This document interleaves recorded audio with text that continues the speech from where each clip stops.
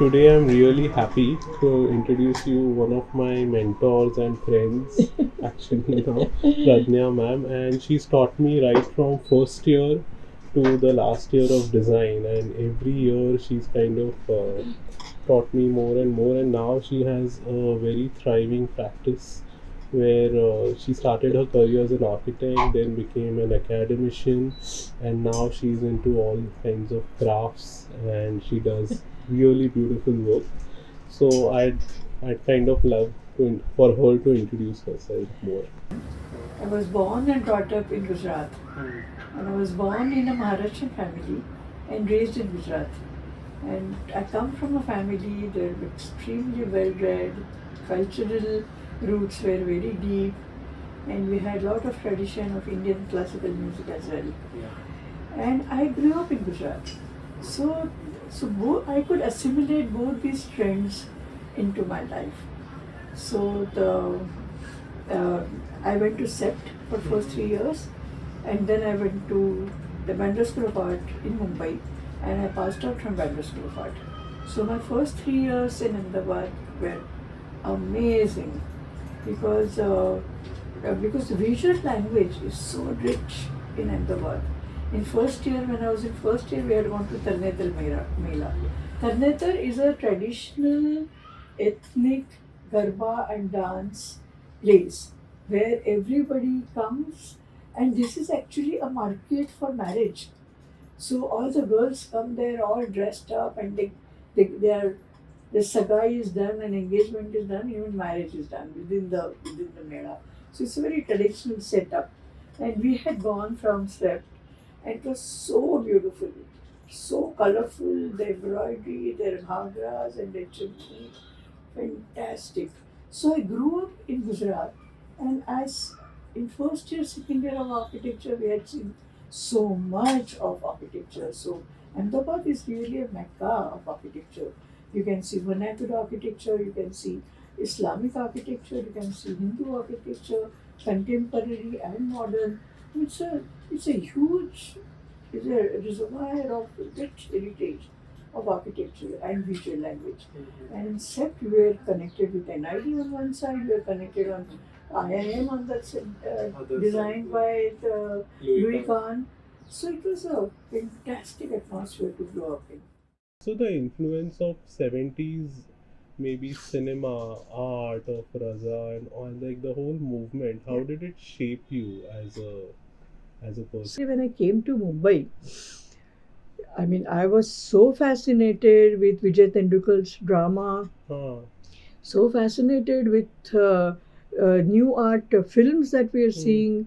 Maybe it was Shyam Benegal, or maybe it was, I mean, Gurudutt, of course, and Satyajit Ray, of course. But then when we had the new wave, the contemporary wave, it was so fascinating. And of course, then Girish Karnad on one side, and you see the dramas, and you read the poetry, and you read. I mean, of course, in being Maharashtrian, we were always very fascinated by Pula. But even Jaivan Dalvi was so rich in terms of his expressions. So especially his dramas, like whether it is Barrister or whether it is even his novels, he was just wonderful. So I could imbibe all that, and I grew up. I grew because of that. Listening to Kishori Amankar was such an amazing pleasure. I mean, she could actually show you the space. And that was important for me to understand, to relate. And when I started teaching, I could relate that okay, all these art forms have the fundamental principles which are the guiding principles for all the art forms. Whether you're talking about music, whether you talk about cinema, whether you talk about dance. I'm also very fascinated with everyone who's from Gujarat from that age, and there's one architect called Corbusier. Yeah. So I'm very curious to know what was your first interaction with the Corbusier building. I went to Corbusier's building when I was growing up, and we visited. Which building? Milonas. Yeah. One was Milonas, the other was Samskar Kendra.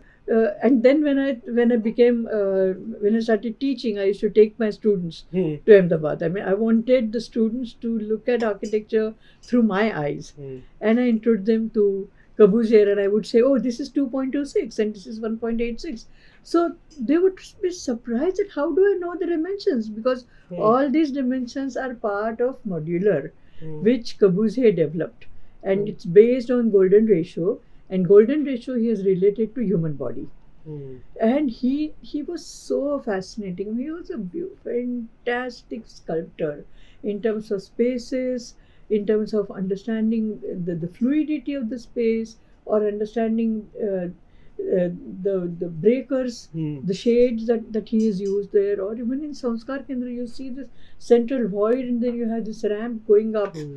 Such masterpiece, absolutely the masterpiece. I was fascinated with Corbusier. Later on, when I started practicing, I modified the modular ratio. The basic height was 1.86, and then we had so when the person who has a height of 1.86 average height, when he raises his hand, it goes up to 2.26. So I started to look at the door height that whichever builders give you, which is 7 feet, which is 2.1. So I reduced, I took out the golden ratio, I doubled it, and then the height was, average Indian male height was 5 feet 8 inches. So I developed the entire series based on that, and I used to design furniture. I used to design all my buildings. I used to design the chairs and the sofa and the bed, depending on, with the measurements of the new Indian modular system. Nice. So that's how I modified that system. Because as a student, I was very influenced when you kind of spoke about Corbusier and this. So this whole journey from childhood in 1970s led you to as a person becoming a design practitioner first, and then starting to kind of establish or talk about design as a taught subject. So how was your journey into that, and how? So what happened was, after I passed out, I got married, and I was actually sitting in the house for 10 years after marriage, raising kids. So it was only in 80s that I had a giant practice with my husband, and we did 2,000 housing units in Baghdad. Oh, wow. And that was a huge, the way we started to practice was with a huge bag. 2,000 units. It was a beautiful project. We used to go to Baghdad very often. Then in 92, he joined Disney College of Architecture. And even I joined the teaching career with all this experience of the modular on one side, of being sensitive towards arts and crafts and doing it myself. All that really helped me in understanding the basic design principles, the elements, so I could segregate. I could say that, okay, this is an element and this is a principle. So many a times people make a lot of gaflat. How would you differentiate for our listeners what is an element? So elements are the alphabet. So what is basic design? Basic design is the grammar of this visual language. And like any grammar, this visual language has the alphabets. And all the elements like dots and lines, colors and textures, surfaces and planes, and solids and voids, these are all the elements of this. So these are the alphabets. And by using these alphabets, you create compositions. And that's the poetry. So you are actually writing poetry, or you're actually writing a story using these elements with the help of the principles. So within the principles, so you have to take care of repetition, you have to take care of rhythm, and you have to take care of balance. So these three guiding principles are the most fundamental principles of understanding what is a composition. So even when I was studying in 4th year in Bandra School of Art, we had gone on strike. There are no classes, and therefore I started teaching. So he's even Akhtar said, Pradnya, why don't you teach basic design? So I had made charts. In 4th year? Yes, when I was in 4th year. So I made beautiful charts, and I used to teach them about compositions. I used to talk about the emphasis, I used to talk about the axis, and I used to talk about balance. So even when I was in 4th year, as a student, I had that maturity to talk about an axis, that yes, you need an axis to make a composition, and you balance your massing around the axis. with the Oh. reference to the axis. So, how did all of this teaching, like when you kind of, I want you to talk about now maybe the book and like how did you kind of put more than 35 years of this experience into this document and what led to like the formulation of the book? Yeah, so actually, if you look at my career, if you look at my design journey, Hmm. one can easily divide that into three decades. Hmm. So the first decade, which was from 92 to say Hmm. to 2002, was a period of introspection, period of research, putting things together, and understanding, basically understanding how the class works and how the workshop works and how the Hmm. studio works. And I could segregate that, okay, we need to have a design studio, and we need to have theory. Hmm. So I segregated the two different things, and then we used to have exercises only for theory and only for studio.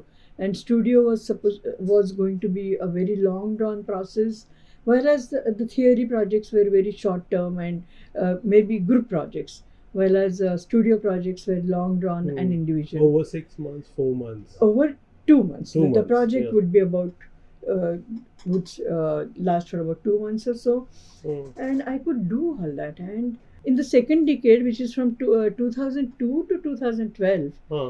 was a development with the students, where I had my faculty members together and we used to discuss so many things together, and I developed the entire curriculum Hmm. for basic design. So it started with the elements and the principles, and I introduced the space, because I thought that actually the space is very, very important for architectural students. Oh. I mean, it's not there so much because it is all usable space, Yeah. and therefore you have to experience that space from inside. Hmm. So that was very important for me, and we formulated the program. I introduced a study of crafts, inspiration from nature, learning from 7 art forms, and I also introduced golden ratio in a big Hmm. way. So those were all the The chapters building which blocks for the they whole were syllabus the because building it's so blocks. So interestingly laid out because when I studied the index it was almost as if it's like a program for teaching for the whole year. So I was reading through like how well there is chapter 1 which talks about beginnings, and then elements which is chapter 2, principles of basic design which is chapter 3, what is space which is 4, and I almost like thought as if these are like the fundamentals of how teaching should be done and then the work. next decade, I started taking workshops for faculty members, Oh. and they were so surprised to look at the projects. They said, "How can the first year students do such good work?" I said, "There's uh, lot of effort by the faculty members, and maybe this is a third or fourth model. This is uh, not the first yeah, model. yeah, yeah, This is not the first model. So there are yeah, a number of redos." yeah. So in fact, the same thing happened with the book. There's so many redos of the book. Oh. I So worked when on was the. the first draft? In So this 2009 and 2009, the first draft was already there, but then during the pandemic, I again picked up the threads, okay. and I picked up the book, uh, and I added the introductory chapter called Beginnings, hmm. and I added the last chapter of conclusion, never ending stories Oh, of basic design. So, okay. but the basic structure has remained the same, and I'm very happy about the book, and it's received very well. And And it is part of the, and Council of Architecture has promoted this book, and they mhm. bought copies of this book, and it will become kind of a textbook for all the colleges. Oh, nice, nice, Yeah. nice. Oh, wow. Okay. So how has this book has have these chapters now in the teaching of these been converted to exercises that you talk to? Like, Yeah. can you, with reference to maybe one specific chapter of the 9, tell us how it is kind of modulated into a teaching workshop type Yeah. model? So especially when I talk about the elements Hmm. of basic design, so I said, okay, these are the lines and the dots, Hmm.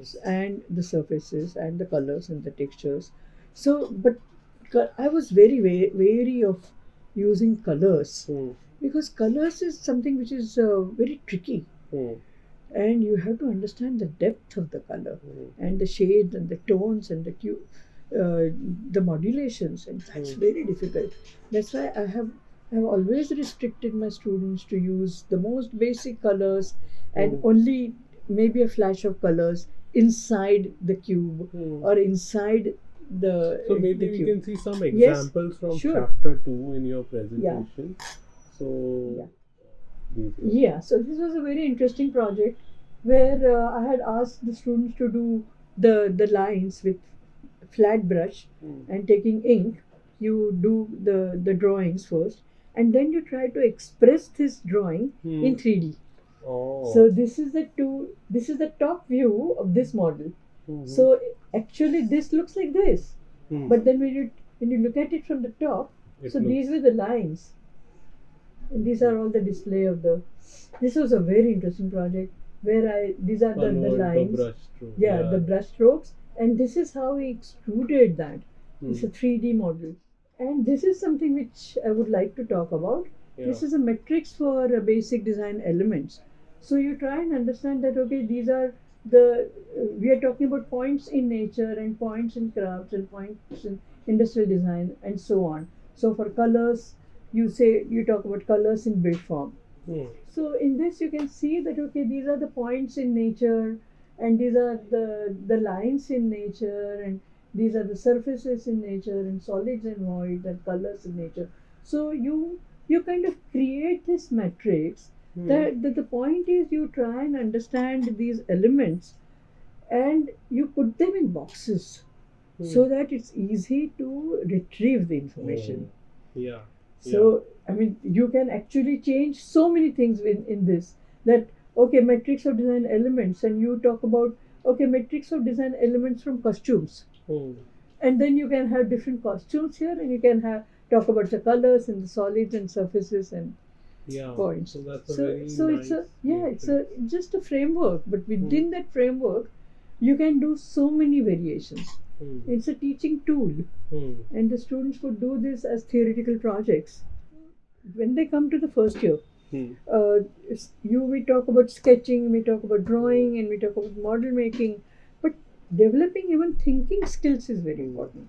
Developing writing skills and developing reading skills is so important. So even for reading skills, I was greatly talking about women's issues, and therefore we introduce Kamla Basin, and we introduce I Am Malala, and the students actually made the books out of illustrated books out of that. And even in art forms, we talked about literature, and we asked the students to read Alice in Wonderland. Yeah, for I remember that exercise.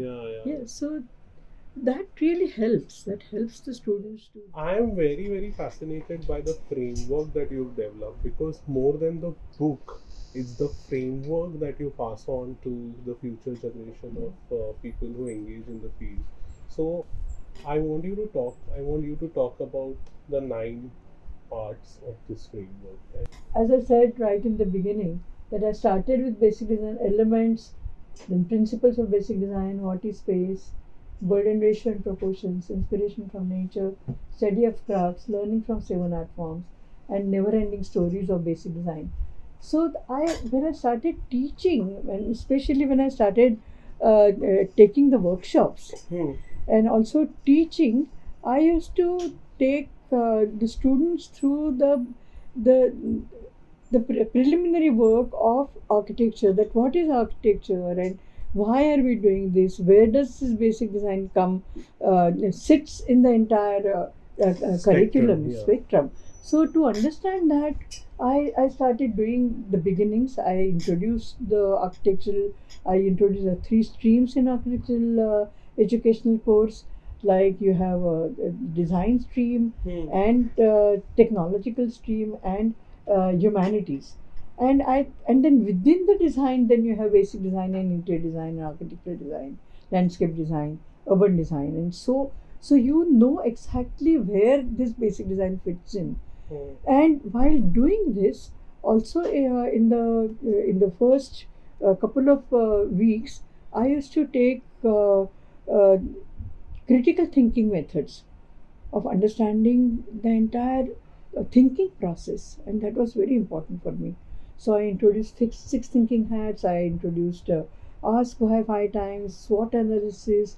I introduced women's issues, and I combined the two together. I combined the social issues along with the thinking issues. So I combined these two things together, and I created this entire. And that's why this entire chapter on beginnings. Then I talked about the elements, and elements are the alphabets of basic design. And basic design is a grammar of this visual language, and these are the alphabets. What are the alphabets? So you talk about dots and lines, and so it's very important to understand the abstraction of these ideas. Because when I asked the students to draw something, they would draw a flower, they would draw a kamal, and that is not something which I expected. I wanted them to understand that there is a straight line, there is a curved line, there is a dotted line, and there is a thick line and a thin line.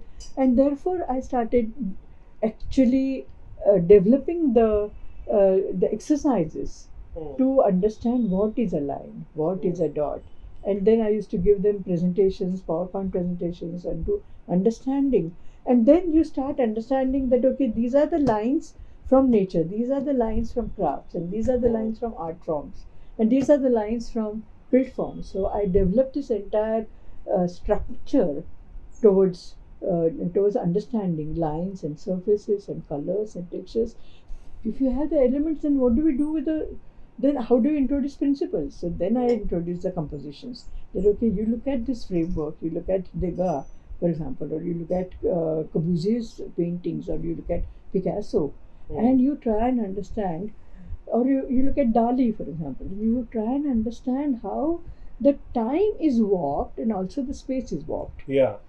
So that's an abstraction, and that abstraction is something which is very difficult to get across. And some people can crack it, and some people find it rather difficult. How would you say, like, why do the some people who actually get it?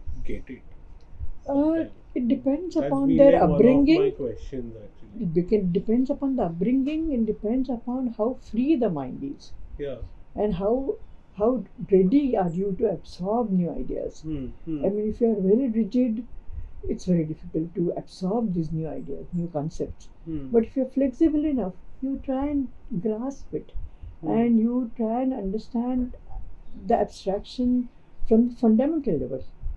And that is where the Bauhaus comes into picture. That even the Bauhaus that introduced this entire language to us, this entire new visual language to us, was introduction by Bauhaus. And they talked about the clarity, and they talked about the purity of the elements. And especially when we talk about design principles, in first semester or second semester also, I talk only about the three principles.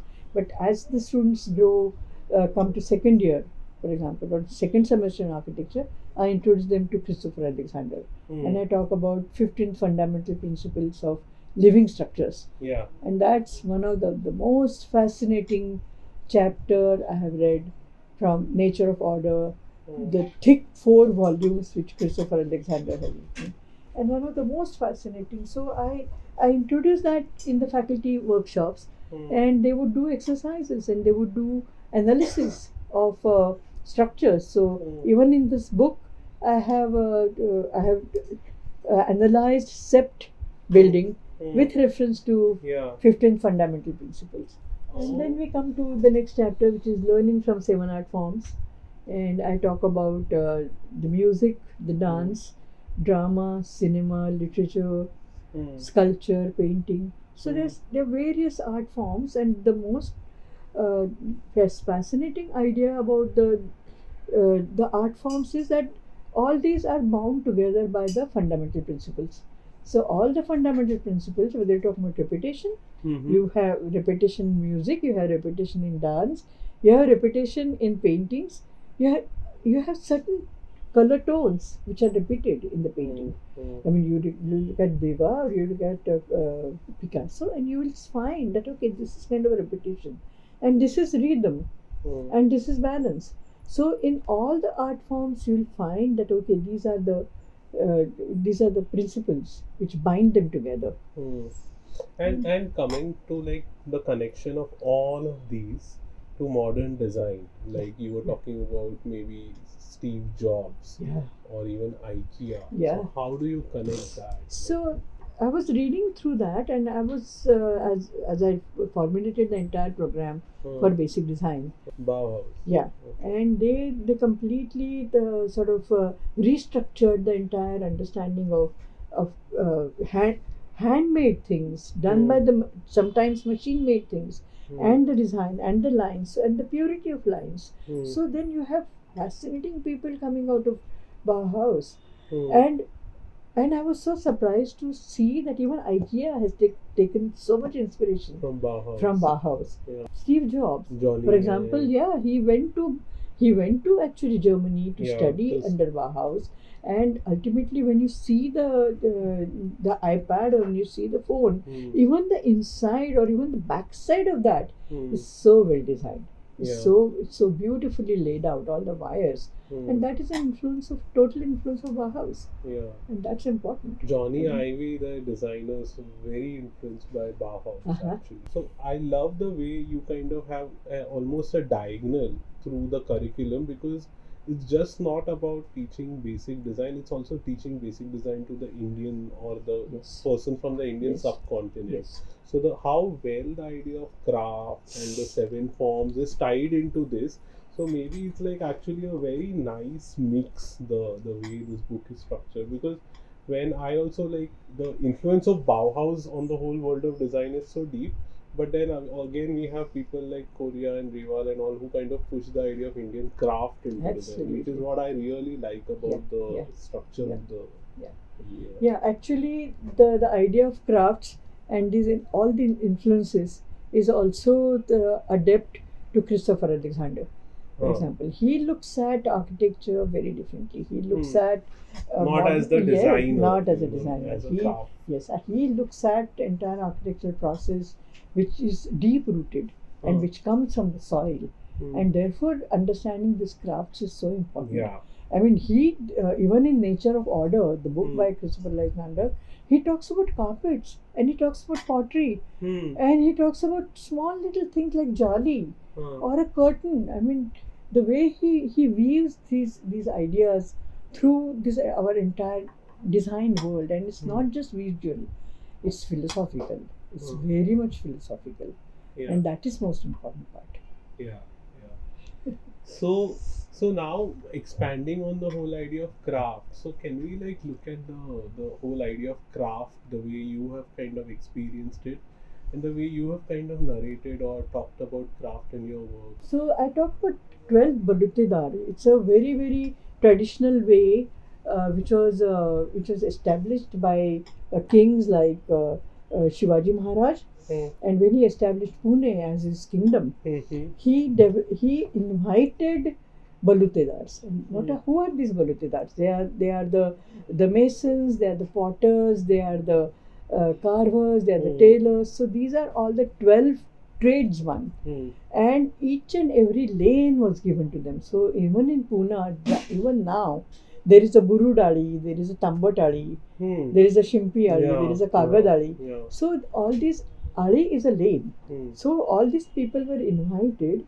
They were given the job, and people wanted these products, and they were respected. Yeah. So and they had the job, and they earned the money, and therefore, and they understood the material. They understood the material so beautifully, deeply, and they had the skilled hands, and they had the tools and machines.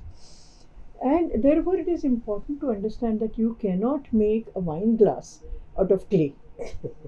Yeah. Because clay is a different material.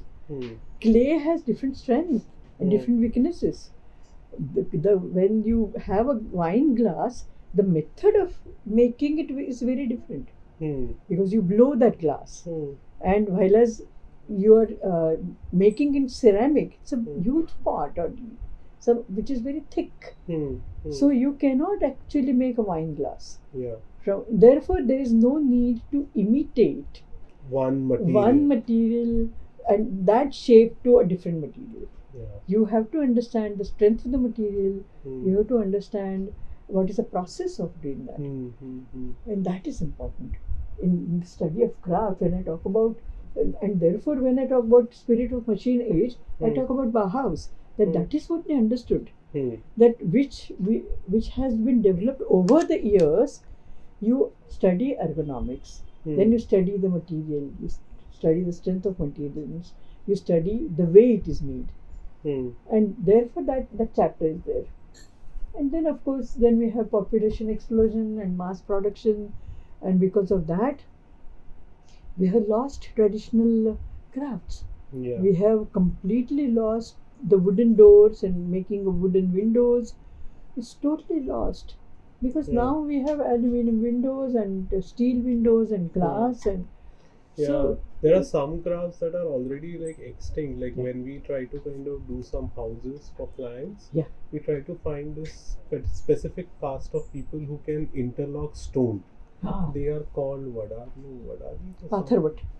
They are called something in the local Marathi language.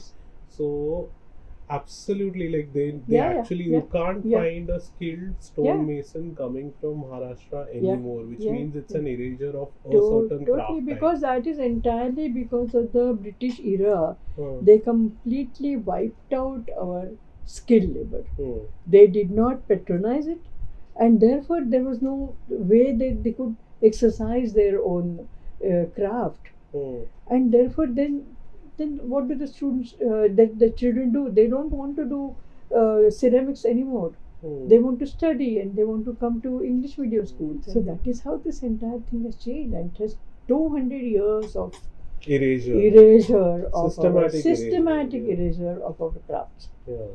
And it's beautifully written by Shashi Tharoor in his book called Era of Darkness. One of the eye-opening book. Fascinating book when he talks about textiles. Our GDP was so high before the British came in, and when they left, our GDP came down to 3%. Oh wow! Yeah. Okay. So one should really read that book. Okay. It's an eye opener. You look at this particular slide, and it's so rich in terms of textile. You have Kanjivaram silk on one side, and you have Kalamkari, and Pochampalli, and Kosa, and Chanderi, and Sambalpuri, and on this side you have Paithani and Bandhani and Fulkari. I mean, extremely rich tradition. I would also love to kind of talk about this bit because I am personally interested so much in cinema and the whole idea of how I'm finding, like, I actually was going to work so much in cinema, but now with VR, AR, and even the mobile phone coming in, and Instagram, and like the whole idea of cinema is kind of modified and shaped. So I'm so curious as to how you kind of talk about this in your program. Yeah, so I was always very fascinated with cinema, for example. And in fact, I had a workshop on lateral thinking and lateral connections between cinema and architecture.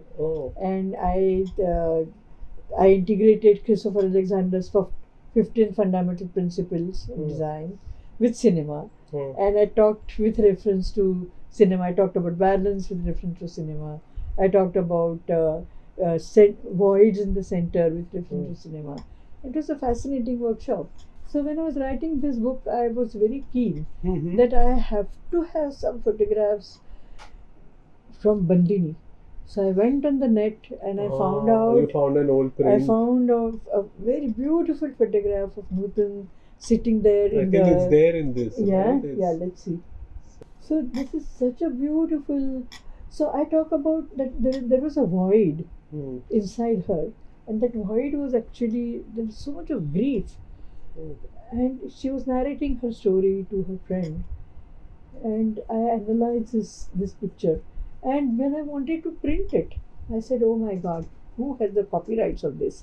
And then I had a common friend, and he introduced me to Bimal's daughter, Rinki Bhattacharya, and I emailed her and I called her up, and she was so friendly. Now we are such close friends of each other. So I went to her place, I took a copy of my dummy book, and I showed her that this is the photograph I want, and can you give me permission to print this photograph? So immediately she agreed, and we became such close friends. I mean, unbelievable. And this was one of the finest film by Bimal Roy. Yeah. Absolutely. I've seen this. Fascinating I've seen film. this in film school. Yeah. Okay.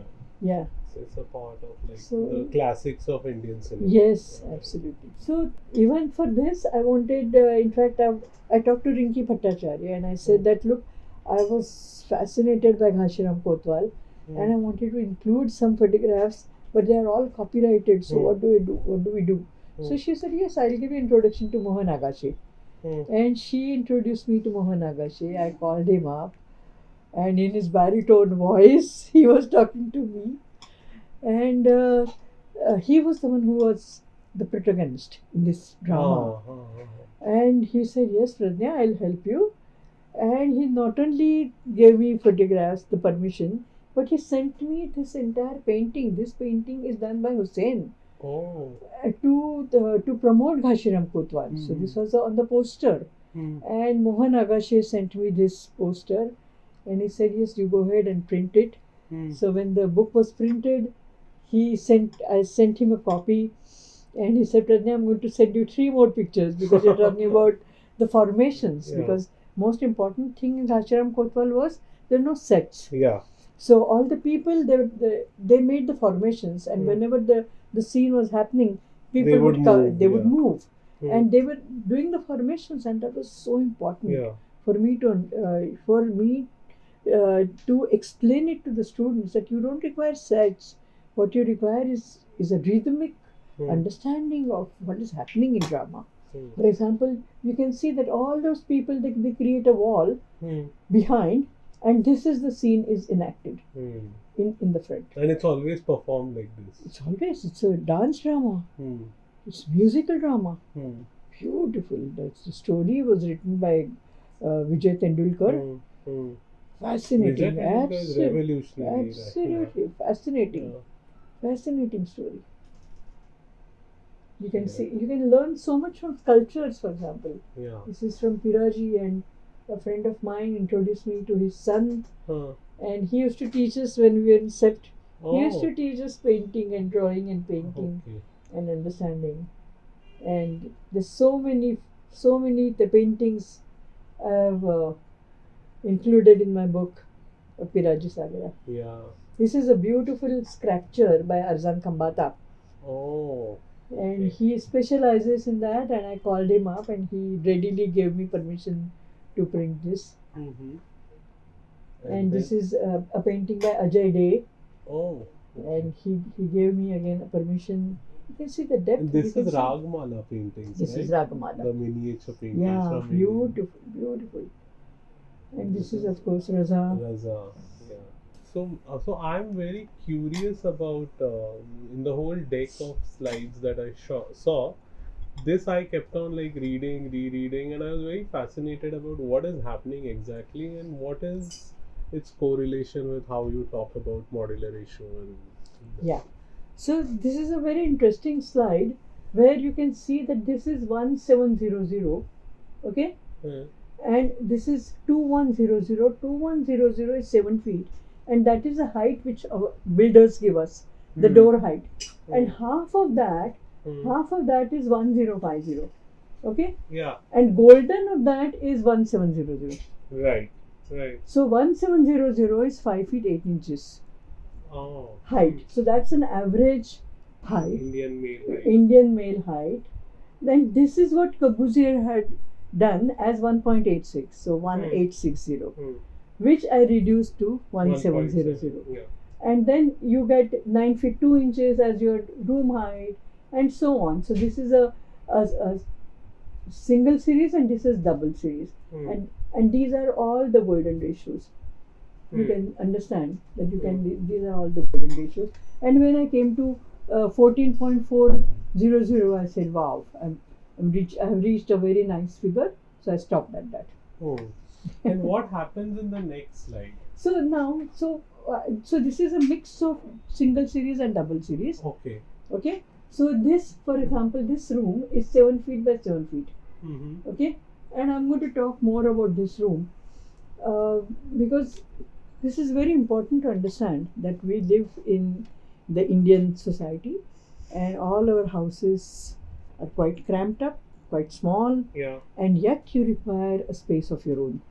There's a Right. beautiful chapter by Christopher Alexander in his pattern language called Room of Your Own, and that is taken up from the book by Virginia Woolf. Oh. And Okay. she had written this book, A Room of Your Own. Mm-hmm. And he takes up that chapter of Room of Your Own, and he talks about this room which is kind of private. It's not exactly lockable, but it's kind of private room which could be a kind of a niche, but it could be a small room where you can leave all your clutter and nobody is going to bother you. So because normally we work the dining table is the greatest horizontal surface Yeah. in the house, and we end up working on the dining table, but minimum 3 times it gets cleared up Yeah. for the lunch, for dinner, for breakfast, lunch, dinner, Oh. and then you have trouble. So you have trouble clearing all that clutter. Mm. So I'm going to narrate a small story here. We used to live in Baroda, and my father built a house there, and it had a mezzanine floor, and this mezzanine was overlooking the living area, and below the mezzanine we had the dining room. And this mezzanine belonged to my mother. She said, I'm going to do my embroidery and stitching and knitting and and I'm not going to clear up my clutter because this is my room. And so that was her room. Then we shifted to Mumbai. And my father was doing a job in Mumbai. After he retired, he went back to Baroda. And he takes one look at that mezzanine room and he said, wow, I can make an office here. So the point is, my mother's room is gone. So my father appropriated that room. And so that is what really happens with women in our society. So when we were doing in first year, when we were doing an architectural project, we would always ask them to do study of your own house in terms of ventilation, in terms of movements, furniture layout, and light and ventilation. And having done that, we said that okay, the builder has found new bylaws and new space, and he's going to give you an additional room in your house. So it could be, so half the students were asked to take a brief from their father, half the students were asked to take a brief from their mother. Oh. What will you do with that room? The people who had taken interview of their father, they said, oh, I'm going to have a library, I'm going to have my music, I'm going to have a studio, this, that and the other. When they asked their mother, they said, oh, my eldest daughter doesn't have a room, so I'm going to give that room to her. My in-laws don't have a room, so I'm going to give that room to my in-laws. So the point is, the woman herself never has a room of her own. She's always very sacrificial. She's always sacrificing towards her family. So when I talk about this room, I remember I have mentioned that even in my book, when I used to live in Ahmedabad, I had a room of my own. And I had a bed, I had a large table on which my drafting board used to sit. I had a cupboard where I could keep my clothes. I had a shelf where I could keep my books, and I had a wonderful spool type of cassette player. And I used to play My Fair Lady songs on that, and I used to work. And I used to sit on the bed, look out of the window. It was such a beautiful room. It was a room of my own. So that is why I say that okay, 7 feet by 7 feet is just fine. It's a room of your own, and you need that privacy. You need that privacy, and you need that. Yeah, you need that space. Cool. Thank you, ma'am, so much for coming and talking to us. Yeah. I really am very inspired, and I really loved your book. And I kind of recommended it to 1 or 2 more people, but I'm still myself. It is so deep. Maybe it's a work of like 20 years. Yeah. I still am like reading through the exercises, and like every time I start reading through it, I start thinking. Yeah. So then I put the book down and I start thinking about my own projects, and that's how like good I kind of found it to be. Thank you. Thank you so much. Ma'am. Thank you so much, Vinit. Yeah.